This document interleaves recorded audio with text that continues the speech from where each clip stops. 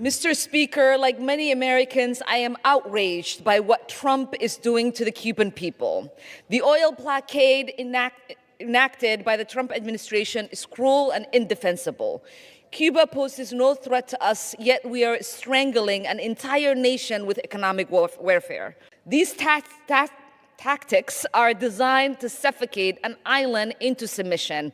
Make no mistake, this unconscionable suffering is occurring because Trump is trying to force regime change. I get so irritated. Irritated is the wrong word. Angry. When I find out that people take advantage of the American people's generosity. It makes me want to knee someone in the groin. It just makes me furious. And I think the American taxpayers feel the same way. What I'm about, and it is a fact that the politicians, not the employees, the rank and file employees and the welfare officers, but the politicians in Minnesota let this happen. It is disgusting, Mr. President. Disgusting. We're trying to put together a budget right now.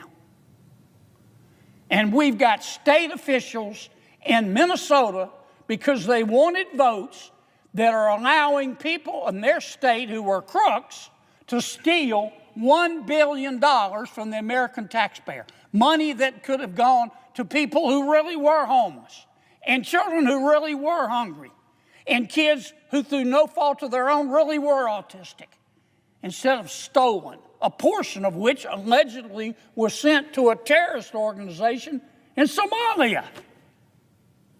Man, these people ought to all be put in jail, including the politicians.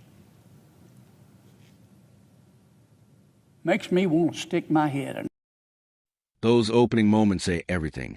And trust me, this only gets more intense from here. What we're looking at today feels like a stark contrast between two completely different realities in America.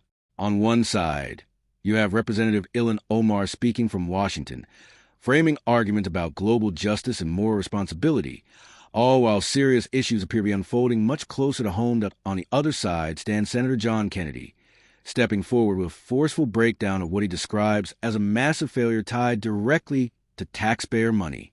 His remarks pull back the curtain on allegations involving an enormous misuse of public funds, money that was intended to support some of the most vulnerable members of society. It's hard not to feel frustrated watching this unfold. The question many people are asking is simple. How can public officials focus outward while serious concerns are being raised within their own districts? The claims being discussed aren't minor. They involve resources meant for children in need and individuals requiring critical care and support. This goes beyond routine political disagreement. At its core, this is about accountability, responsibility, and whether leadership is truly serving the public interest. As we move forward, the details only become more serious, and it's important to examine just how far these concerns actually reach. In our country, when you are hungry, we feed you. When you are homeless, we house you. When you're too poor to be sick, we'll pay for your doctor. We spend trillions of dollars a year helping our friends and neighbors who are less fortunate than we are. And that's rare in this world. I've been all over our wonderful world. You have too, Mr. President. And in many countries, if you get down on your luck, they'll let you die in a ditch. But not in America. Not in America. We take care of our fellow citizens. I'm about to tell you, Mr. President, let me apologize in advance, is deeply disgusting. It's deeply disgusting. I mean, it is clown world on steroids. And when I first read about this, Mr. President, I read it a second time because I was I experienced slack-jawed astonishment. And when I read it a second time and I realized it was true, I just wanted to run away screaming. What am I talking about? So far, 59 people have been convicted, 86 have been charged, and 78 of them are of Somali ancestry. That's just a fact. Now, what these criminals did they had three very elaborate schemes. The first scheme was centered on supposedly feeding hungry children in the Somali community. A group, a nonprofit run by some people with Somali ancestry. The name of the nonprofit was called Feeding Our Future. Feeding Our Future. Feeding Our Future went to the welfare authorities in the state of Minnesota, which of course was administering federal taxpayer money, and they said, "Look, Feeding Our Children said, Feeding Our Future said, we want to feed hungry children in the Somali community."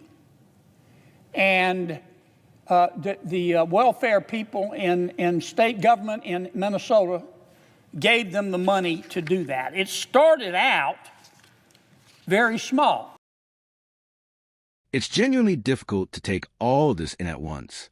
The scale of what's being described raises serious concerns about oversight, leadership, and how such situations are allowed to develop in the first place.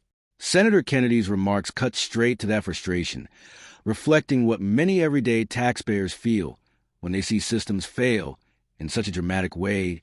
He presents himself as someone pushing for clarity in a system that often feels overly complicated or disconnected from ordinary people. His message resonates with those who work hard, contribute through taxes, and expect those funds to be used responsibly, especially when they're meant to support essential programs. At the center of the discussion is a critical question. How could such a large amount of public money reportedly be mishandled over several years? The concerns outlined point to multiple programs: food assistance, housing support, and specialized care services, all areas that directly impact vulnerable communities. At the same time, critics argue that attention has been diverted toward other political issues, creating a perception that urgent local concerns are not receiving the focus they deserve. This contrast has fueled debate about priorities and whether leadership is fully addressing the needs of their constituents. Another major point raised involves how warnings were handled. According to the claims, individuals who identified potential problems attempted to raise concerns, but their efforts may not have been acted upon effectively. This brings up deeper questions about institutional accountability and whether fear of political consequences can interfere with proper oversight.